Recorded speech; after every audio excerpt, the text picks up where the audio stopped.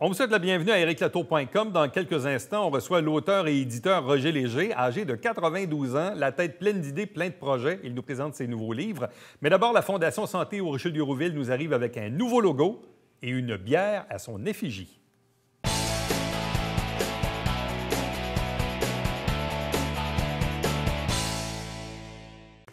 La Fondation Santé au Richelieu-Rouville se dote d'une nouvelle image corporative, mais aussi d'une bière. On va en parler aussi dans quelques instants. Bref, on va développer ces deux sujets avec nos invités. D'abord, en studio, la directrice générale de la Fondation, Julie Coupal. Bonjour. Bonjour, Éric. Et puis, à distance, puisqu'on respecte notre protocole COVID ici même en studio, c'est pas qu'on voulait pas les voir, mais évidemment, on respecte nos règles. Donc, à distance, on rejoint Antoine Richer, qui est vice-président stratégie et création chez MXO. Bonjour à vous. Bonjour. De même que Carl Magnonnet, qui est président de Tite Frette Incorporée. Alors, bonjour et bienvenue. Bonjour, Éric. On va commencer d'abord par Julie, qui est en studio avec nous. D'où vient cette idée ou ce besoin pour la Fondation de changer son image corporative, son logo, en fait? D'où ça vient? En fait, je dirais que beaucoup de commentaires de partenaires, de donateurs, puis aussi notre équipe à l'interne qui trouvait que le logo actuel répondait pas nécessairement à notre clientèle. Tu sais, les couleurs, les ballons qu'on y retrouvait pouvaient peut-être faire un petit peu plus enfantin.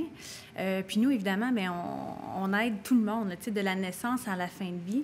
Donc, on trouvait que ça rejoignait plus ou moins nos différentes clientèles cibles, puis aussi l'image qu'on voulait avoir. Les gens, il y avait une transition là, dans les dernières années entre l'ancien logo qui a duré des années, tu sais, avec le cœur rouge puis l'espèce de main verte en dessous, vers les ballons mauves. Et on a perdu un peu la trace de ce que c'était. Les gens se reconnaissaient un petit peu moins. Donc, moi, je suis rentrée en poste récemment. Le CA aussi s'est renouvelé avec un nouveau président depuis 2019. Et ça revenait souvent dans les discussions avec notre directrice des communications aussi. Parce que là, dans le fond, on avait un logo avec un petit garçon, un petit enfant avec des ballons. Un bonhomme allumette, Un bonhomme allumette avec des ballons. Fait que les gens pouvaient penser que c'était une fondation des enfants, une fondation des maladies du cœur. Bref, c'était pas clair. Exact. Et c'était la Fondation Santé pour la vie. Donc, la nomenclature avait changé aussi. Tu sais, le Haut-Richelieu-Rouville avait disparu. Donc, on avait un peu de la misère à s'y retrouver à l'intérieur de l'ancienne image. En même temps, ce logo-là n'aura pas duré très, très longtemps. Puis en même temps, quand on change une image, il y a beaucoup de frais qui sont rattachés à ça. Expliquez-nous comment vous avez réussi à convaincre votre conseil d'administration d'aller vers un nouveau logo qui, visiblement, ne vous a pas coûté trop cher, semble-t-il. On a eu beaucoup de chance. On se considère très privilégiés. C'était clair qu'on ne pouvait pas engendrer un changement d'image de marque à grands frais. T'sais, ça n'aurait jamais passé auprès du CA ni auprès de la population, puis ça n'aurait pas été une saine gestion d'entamer tout ce processus-là parce qu'il y avait eu un processus de fait dans les dernières années, mais il y avait encore beaucoup de dépenses à faire pour changer le logo, de l'ancien logo au logo avec les ballons. Donc, avant d'entamer ces grandes dépenses-là, on s'est dit, est-ce que c'est possible de refaire une nouvelle image qui répond vraiment à nos besoins, qui va durer dans le temps sans dépenser de coûts astronomiques? Et la réponse s'est présentée lors de conversations qu'on a eues avec la firme, l'agence MXO, qu'on a approché, qu'on a fait part de notre problématique.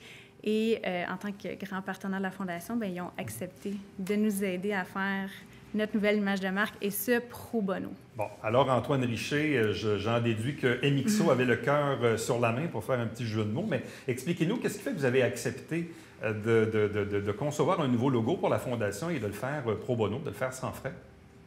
Bien, je dirais que, premièrement, je pense que notre historique nous a toujours mis sur le chemin de la Fondation. On a été partenaire avec eux, même à l'époque de Megavolt.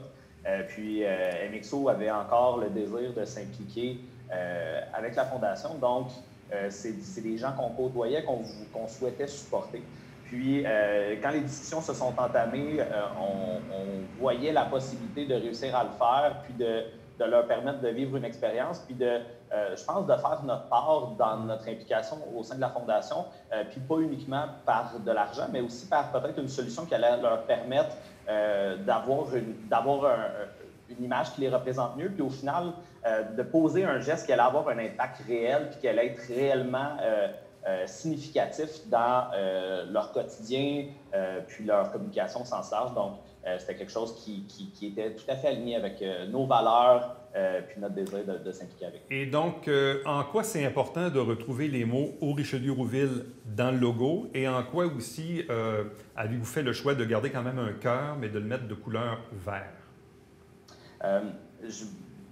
Julie pourra compléter ici. Au Richelieu-Rouville, je dirais que ça a été une discussion en fait qui a été stimulée par le fait que la transition vers la Fondation Santé pour la vie venait soulever certaines questions, certaines interrogations qui étaient peut-être, je considérais, inutiles dans le sens que est-ce que le territoire d'action, par exemple, de la Fondation Santé avait changé, par exemple, des choses comme ça. Puis la vérité, c'est que le Haut-Richelieu-Rouville était toujours, en fait, présent, mais on a décidé de venir le ramener par souci de clarté, je pense, par souci de venir se positionner clairement, puis je pense, de signifier aux différents partenaires puis aux différentes personnes, dans le fond, qui cohabitent avec la Fondation, que c'est pas uniquement Saint-Jean, par exemple, c'est pas uniquement la ville de Saint-Jean, mais aussi tout ce qui est englobé là, dans ces régions-là. Et en même temps, c'est pas le territoire non plus de Charlemagne, parce qu'on sait qu'avec le nouveau 6 Montérégie-Centre, où on se partage Charlemagne ou Richelieu, on vient désigner aussi que la Fondation, c'est vraiment pour cette portion-là du territoire. Exactement. RLS du Haut-Richelieu, Bassin-Chambly et la région de Rouville. Bon. Et le petit cœur vert, Antoine, comment c'est venu dans le processus? Je dirais que au cœur de toutes des discussions qu'on a eues ensemble, ça a été un beau processus, je pense, de co-création puis de co-réflexion avec l'équipe puis le CA de la Fondation. Puis je pense qu'on a remis rapidement sur la table le fait qu'il y avait encore énormément d'attachement au niveau des membres, au niveau des donateurs, à l'ancien logo, à l'image de marque qui n'était pas celle des ballons, mais plutôt celle qui représentait la Fondation pendant plusieurs et plusieurs années. Donc, d'être capable de faire un clin d'œil à cet élément-là du passé, puis de venir peut-être le moderniser, de simplifier la ligne, de rendre ce logo-là peut-être plus facilement utilisable pour des utilisations diverses. Donc, le cœur est revenu rapidement sur la table. Puis, fondamentalement, je pense que le cœur représente aussi le côté très humain, très empathique, très concerné par les gens qui sont au cœur du système de santé. Puis, je pense que c'était la bonne manière de le représenter en y attachant beaucoup de valeur, puis beaucoup de signification, puis en faisant un petit clin d'œil au passé. Bon, donc, un nouveau logo, ce qu'on appelle donc une nouvelle image corporative. Et là, vous nous arrivez aussi avec un projet d'une bière. Comment c'est arrivé, ça? Je ne sais pas si on peut dire que c'est une coïncidence, là, mais nous, on avait vu ce que Tite Frette faisait ailleurs. Entre autres, on avait vu une collaboration là, avec l'hôpital de Granby puis M105, puis on en avait parlé au bureau. On disait, hey, ça serait le fun d'avoir un projet de ce type-là. On en avait parlé quelques semaines avant. Tite Frette, ensuite, avec la Chambre de commerce et Soyez local, nous avait reçus, je pense que vous étiez là, il y avait manqué d'électricité ce soir-là. Oui. Donc, on était allés pour un événement de réseautage. Et j'aurais aimé en glisser un mot à Carl et son équipe de dire « Hey, on aimerait ça peut-être créer comme ça », mais il est venu à nous, il avait déjà pensé. Il dit « c'est toi la directrice de la Fondation, on aimerait ça brasser une bière pour la Fondation Santé ». Donc, c'est arrivé réellement comme ça. On se sent immensément privilégié d'avoir été choisi par Tite Frette, d'avoir la chance de participer à ce projet-là. En plus, c'est une entreprise de chez nous qui fonctionne super bien, brassée par la Gabière. Donc, alors, voilà, Carl, explique-nous un peu la suite des choses. Donc, comment cette proposition a-t-elle vu le jour, disons? C'est tellement ça, ce qu'a dit Julie. Puis, dans le fond, tu sais, Eric, on en a parlé dans les entrevues précédentes. On a une série qui s'appelle la série Généreuse, qui, l'année dernière, nous a permis de donner au-dessus de 10 000 à diverses fondations, comme la Fondation de l'hôpital de Granby et de Coansville. Et ayant une boutique ici à Saint-Jean-sur-Richelieu, puis étant très choyé par la population au niveau du support, on voulait redonner à la communauté. Et l'hôpital de Saint-Jean, pour nous, la Fondation Santé, c'était un naturel, vu qu'on l'avait fait déjà avec les deux autres villes. Et puis, comme je l'ai dit, quand on s'est rencontrés, moi, j'avais déjà en tête de le faire avec elle, donc de remettre une partie des ventes de cette bière-là. Et puis, je lui ai lancé l'idée, on s'est rencontrés au bureau. Et c'est là que je lui ai dit, il va falloir qu'on crée quelque chose de cool, d'une bière très dynamique, parce que en plus, c'est notre nouvelle, c'est notre nouveau brand. Donc, comme vous la voyez ici à l'écran, c'est notre série généreuse, mais c'est vraiment plus particulièrement des bières qui vont toujours s'appeler les petits généreux. Les petits généreux, pourquoi? On fait un petit parallèle avec le mot petite frette. Et puis, petits généreux parce qu'on parle non seulement de l'équipe, mais on parle de tout le monde qui participe à ça. Et en même temps, on s'est inspiré un peu avec le logo, avec la couleur, la nouvelle couleur du logo, pour aller chercher un petit peu un parallèle. Puis, à chaque fois qu'on va recréer une nouvelle bière de la série généreuse, on va justement aller jouer un peu avec ces couleurs-là. Et là, vous l'appelez la Gamache? La Docteur Gamache. La Docteur Gamache, c'est ça? Oui, quand je les ai rencontrés, j'ai dit à chaque ville, on a un nom qui est attaché avec l'hôpital. Donc, on se posait la question, on leur posait la question, bien, comment est-ce qu'on l'appelle? Donc, c'est à vous de nous dire qui a eu un impact significatif pour vous. Puis, à quel moment le nom d'André Gamache est arrivé sur le tapis? Ça a été le premier nom qui nous est venu instantanément. Évidemment, il a fondé la Fondation et il est toujours très actif avec nous. Et il est très heureux d'ailleurs, lui et sa famille. Oui, oui. Donc, on va aller le lui livrer. On va aller lui... J'ai gâché la surprise. On va aller lui livrer 2 bières là, très prochainement pour qu'il puisse y goûter avec sa famille. Puis je connais même sa nièce qui va en acheter une caisse. Donc, c'est vraiment très apprécié comme une espèce d'hommage pour le Docteur Gamache. On sait comment c'est important aujourd'hui pour les fondations, puis on le voit, là, où on ne peut pas tenir d'activité sociale, de diversifier ses revenus.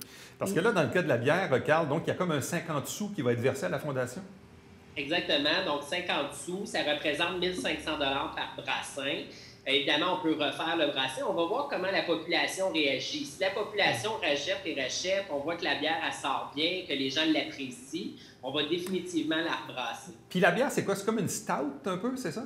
Non, en fait, c'est une milkshake IPA avec une tonne de fraises du Québec. Donc, c'est vraiment, vraiment excellent. Une petite touche de vanille. On ne l'a pas mis trop amer pour vraiment plaire à tout le monde. C'est vraiment doux, c'est très floral. Elle est disponible évidemment chez vous, chez Tite Frette, mais aussi dans quelques IGA, je pense. Hein? Oui, IGA Gladu, les 2 IGA Perrault. Le restaurant The Place aussi en a quelques-unes et l'imprévu également. Mais c'est aussi distribué à la grandeur du Québec. Là. On peut retrouver la liste soit je pense, sur le site de Tite Frette et sur celui de la Fondation également. Donc, nouveau logo, nouvelle image corporative, nouvelle bière, évidemment, au profit de la Fondation Santé au Richelieu-Rouville. Donc, des belles nouveautés à annoncer en ces temps où un peu morose. Donc, c'est intéressant, c'est le fun d'avoir un peu des bonnes nouvelles. À vous 3, merci beaucoup, puis bonne chance pour la suite. Merci, Éric. Merci beaucoup, Carl. Merci, Antoine. Merci. Merci. À plus. Restez avec nous, puisque au retour, on vous présente un monsieur qui, lui, a toujours beaucoup d'idées, beaucoup de projets. C'est un auteur et un éditeur.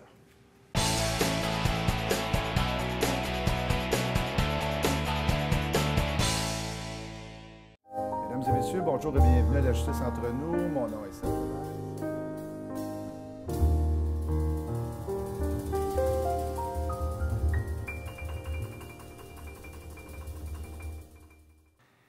Salut, ici Alexandre Baudouin. Et François Trépanier. Hey, François, je te résume ça. Cette semaine à Sport Express, un gars de Saint-Jean en Suède puis un Français à Saint-Jean. Oui, Éric Gélina pour le hockey et David Sauvry pour le soccer. Manquez pas ça.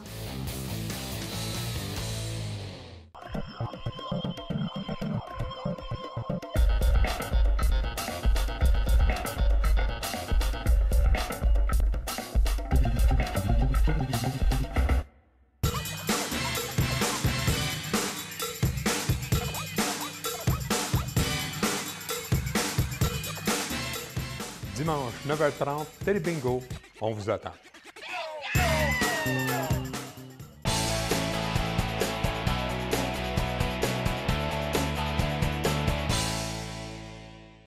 Il a toujours plein d'idées, plein de projets. Il est toujours en bonne santé. C'est l'auteur et éditeur Roger Léger. Bonjour et bienvenue. Bonjour, M. Latour. Donc, la santé est toujours bonne? La santé est bonne. Il y a des hauts et des bas. Bien sûr, à 92 ans, il y a des failles, il y a des faiblesses quelque part. Et la pandémie ne vous effraie pas, donc Pas du vous tout. sortez de chez vous...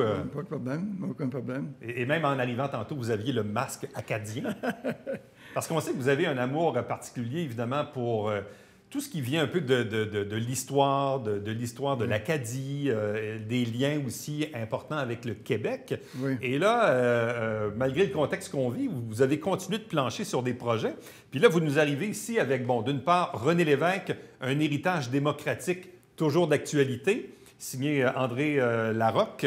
Et puis, vous avez également les monuments de l'Odyssée acadienne, donc vous avez répertorié dans ce livre. Donc, expliquez-nous peut-être tout d'abord avec les monuments, qu'est-ce qui vous a motivé à plancher sur ce projet? Lorsque, en 2014, on avait fait le comité pour la sauvegarde de l'Église de l'Acadie, on avait réuni une équipe. Et, bon, je parlais des monuments de l'Odyssée acadienne, je parlais du Congrès mondial acadien. Alors, on me demandait, les gens autour de moi... me demandait, c'est quoi ça, les monuments de l'Odyssée acadienne? C'est quoi le Congrès mondial acadien? Alors, c'est là que j'ai décidé d'écrire, de faire des dossiers à la fois sur les monuments et sur l'autre aspect de l'histoire acadienne, le Congrès mondial acadien. Alors, donc, j'ai commencé en 2017. À peu près, j'ai fait un plan, une table de matière, puis tranquillement, j'ai commencé à travailler sur le livre. Ça devait paraître pour le Congrès mondial acadien de 2019, au mois d'août. Mais la santé, j'étais hospitalisé, je n'ai pas pu travailler. Donc, c'est sorti seulement au printemps. Et il y avait, au début, il y avait ce projet-là, mais au fil des mois et des années, 17, 18, le dossier, j'avais 400 pages. Alors, j'ai trouvé que c'était trop. Alors, j'ai divisé ça en 2 livres. Alors, celui-là, c'est concentré seulement sur les monuments. Les 16 monuments qui existent, que la Société nationale de l'Acadie a décidé de faire pour commémorer les déportés acadiens qui se sont établis en Louisiane, au Québec, bien sûr, il y en a plusieurs. Et l'autre va paraître, j'espère, au printemps. Parce que j'ai d'autres projets, là, je peux pas... C'est presque terminé, mais il reste quand même quelques jours et quelques nuits de travail là, sur le livre. Paraîtra, je l'ai intitulé « De Grand Prix à Saint-Pétersbourg ». Pourquoi Saint-Pétersbourg? À Moncton, ils ont dit, ben, c'est quoi, qu'est-ce qu'il vient faire là-dedans? Ben, j'ai dit, c'est le 30 juin 2012 que l'UNESCO s'étant réuni à Saint-Pétersbourg, avait décidé de décerner à Grand Prix le titre de monument de patrimoine mondial acadien. Donc, j'ai voulu parler de l'UNESCO. J'ai téléchargé les documents de l'UNESCO. J'avais témoigné, moi, en 2011, j'avais témoigné devant le comité de l'UNESCO pour faire en sorte que Grand Prix soit reconnu comme site mondial du patrimoine. Et les 16 monuments, puis je trouve ça intéressant parce qu'on l'a ici dans le petit signet. Bon, on voit évidemment qu'il y en a à Dieppe, Halifax, Saint-Basile, Nouveau-Brunswick, Miramichi, Caraquette, Miquelon. À Saint-Pierre-et-Miquelon, il y en a à l'île du Prince-Édouard, à Terre-Neuve. Il y en a bien sûr au Québec, en Louisiane, en Nouvelle-Écosse. Bref, il y en a. Donc, il y en a au Québec, il y en a au Nouveau-Brunswick, il y en a ailleurs dans les Maritimes, puis même ailleurs. Il y en a donc un en Louisiane. Ouais. Et là, j'apprends qu'il y en a un autre projet qui est en cours en Louisiane pour avoir un autre monument, monument de l'Église acadienne en Louisiane. On en a 4 au Québec. Un à Carleton, un ici à Saint-Jean-sur-Richelieu, à Saint-Jacques-de-Montcalm, puis à Saint-Grégoire de Bécancour. Au Québec, il y a beaucoup d'Acadiens. C'est assez... il y a des études qui ont été faites, qu'on a étudiées, par exemple, l'ascendance du côté féminin et masculin au Québec. Les chercheurs de M. Moyen ont trouvé qu'il y avait au moins 3 millions de Québécois qui ont des accointances. Comme moi, ma fille, elle a une mère québécoise, bien, un père acadien. Alors, elle est quoi? Elle est québécoise, acadienne, elle est surtout québécoise, elle n'a jamais vécu en Acadie. Donc, il y a ce phénomène-là de fusion, ça se fait dans toutes les nations, hein, quand on... il y en a 16 monuments, donc j'ai 16 chapitres sur un par monument. Et le premier chapitre, c'est sur la commission. Quel est le mandat donné par la Société nationale de l'Acadie à la commission pour commémorer? Les monuments, ils représentent quoi au juste? Pourquoi on a érigé ces monuments au fil du temps? On a érigé ces monuments-là pour commémorer, pour rappeler donc le phénomène de la dispersion. Ici, il y a les Acadiens qui sont arrivés ici L'Acadie a été fondée en 1782. Les Acadiens sont arrivés après le traité de Paris, en 1777, par là. Donc, il y a des Acadiens, des déportés qui étaient venus au Québec. Et c'est un phénomène général. Donc, à Miquelon, il y a toute une histoire des Acadiens. En Louisiane, bien sûr, il y a eu beaucoup d'Acadiens. Mais il y a beaucoup d'autres endroits qui sont planifiés. Il y a, dans le chapitre 1, je donne le document où on a fait la liste des endroits où on devrait un jour faire le monument. L'histoire acadienne, c'est compliqué, mais en même temps, c'est pas compliqué. C'est un peuple naissant, donc, au 18e siècle, qui a été conquis et déporté. Nous, au Québec, les Québécois francophones, on a été conquis, mais pas déportés. Ouais. Et beaucoup d'Acadiens sont venus au Québec. C'est beaucoup, là. Il y a beaucoup. Gaspésie, l'île-Madeleine, ici au Québec. Donc, j'ai voulu rappeler ce phénomène d'un peuple déporté, dispersé. Et il y a un autre volume que je vais compléter. Bon. Et l'autre sujet, l'autre projet sur lequel aussi vous avez travaillé comme éditeur, c'est René Lévesque, un héritage démocratique toujours d'actualité. Donc, ça fait un peu référence à ce qu'on avait appelé à l'époque le livre blanc de René Lévesque en 1978. Donc, c'est en lisant récemment, l'automne dernier, un document qui faisait référence à ce projet démocratique de René Lévesque qui n'avait jamais été publié ou exposé comme il faut. Alors, on m'a référé à M. André Larocque, qui avait été sous-ministre à la réforme électorale, qui est un collaborateur de René Lévesque, qui c'est lui au Québec qui connaît le mieux la pensée intime de René Lévesque. La priorité de René Lévesque, ce n'était pas l'indépendance comme telle. Ouais. Avant l'indépendance, disait-il, c'était la démocratie. Alors, il avait publié, préparé tout un projet de démocratisation de la société québécoise. Beaucoup de mesures, surtout la principale, après le financement populaire des partis politiques, pour lui, c'était la principale mesure pour assurer un jour une démocratie. Puis, ce qui est intéressant dans le signet que vous nous avez apporté, il y a un peu un résumé de l'agenda démocratique de René Lévesque, puis je vous les nomme parce que, tu sais, c'est en 78, mais on est en 2020 aujourd'hui. Bon, le financement exclusivement citoyen des partis politiques, hein? Pour lui, c'était la mesure centrale. Enlever le financement qui vient évidemment des... Bien, on voit aussi qu'aujourd'hui, ça a beaucoup changé là-dessus. Oui. L'élection du chef du gouvernement au suffrage universel et la revalorisation des fonctions de député. Bon, pas sûr que c'est fait encore. Les élections à date fixe, il disait ça en 78. La réforme de la loi électorale et de la commission de la représentation. Une loi statutaire pour permettre la tenue de référendums. La réforme du mode de scrutin.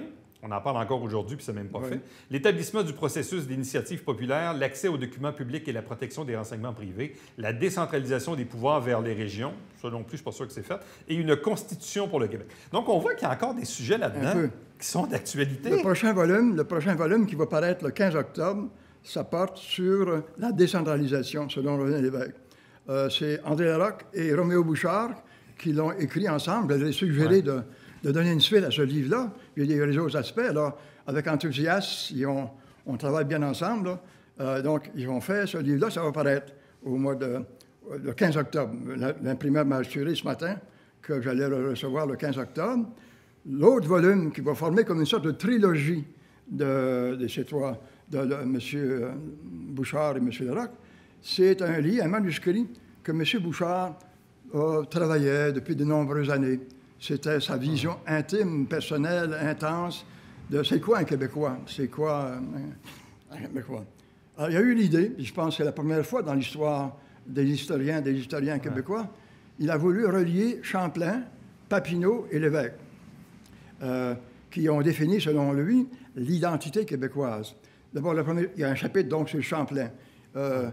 Bouchard revalorise, résume toute la vision de l'immense personnage qu'est Champlain. Il y a le grand historien américain qui a publié, ça a été traduit chez Boréal, pour lire le rêve de Champlain par l'historien américain Hackett Fisher. J'avais un livre de lui, ça a été traduit en français. Il faut le lire. Donc, un chapitre qui résume la pensée de Champlain. Et pour M. Bouchard, il revalorise, dans un chapitre très, très, très bon, le rôle le personnage de Papineau. Après ça, il y a un chapitre sur René Lévesque. Et là, dites-moi, ce livre ici, ce que j'ai compris, c'est que vous l'avez envoyé à François Legault? Oui, je l'ai envoyé à M. Legault. Il m'a répondu une belle lettre. Il m'a donné l'autorisation de la lire lorsque j'ai fait le lancement à Carleton-sur-Mer. J'ai fait le lancement au mois d'août, fin août. J'ai fait le lancement également à New Carlisle, à la maison de l'évêque. Et qu'est-ce qu'il vous disait? Je lui ai demandé la permission, s'il ne pouvait pas venir, de lire avec plaisir. Et j'ai lu la lettre. M. Legault déclare, donc, il s'inspire toujours du projet, du programme électoral, le programme pas électoral, mais le programme politique de l'évêque, le grand démocrate. Alors, j'ai écrit, on est en correspondance. Donc, je lui ai suggéré que vous pourriez peut-être, vous, réaliser les rêves, tous les autres rêves de M. l'évêque. Donc, actuellement, on vient d'assister à un cycle qui a commencé en 60 et qui s'est terminé avec l'élection de M. Legault, le cycle indépendantiste. Qu'est-ce qu'on fait maintenant? Alors, au moins, les projets de décentralisation. Pour moi, c'est un phénomène, un projet essentiel pour le Québec. Donner le principe démocratique, c'est le pouvoir au peuple. Donc, commençons par décentraliser. Et vous allez voir dans les 3 livres, là, c'est magnifique. Ça fait une trilogie, une approche... Donc, René Lévesque, un héritage démocratique toujours d'actualité, de même que les monuments de l'Odyssée acadienne. Donc, M. Léger qui est auteur et éditeur, donc la maison d'édition Lambda. Donc, gros merci, bon succès, puis bonne continuité dans vos projets futurs. J'ai d'autres projets, oui. Ça tient occupé, hein, c'est ça? Vous n'arrêtez jamais. Ah oui. Merci. Il faut occuper ce temps libre. Restez avec nous. On vous présente le mot de la fin.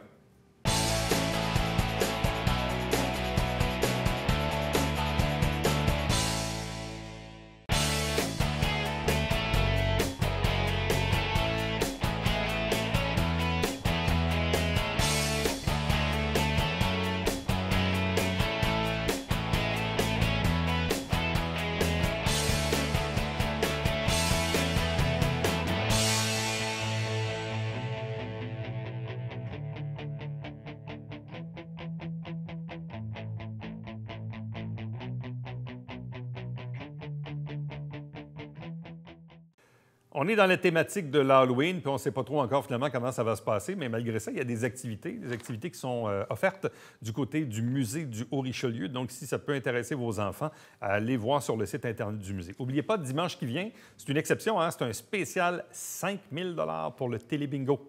Bye-bye, à plus.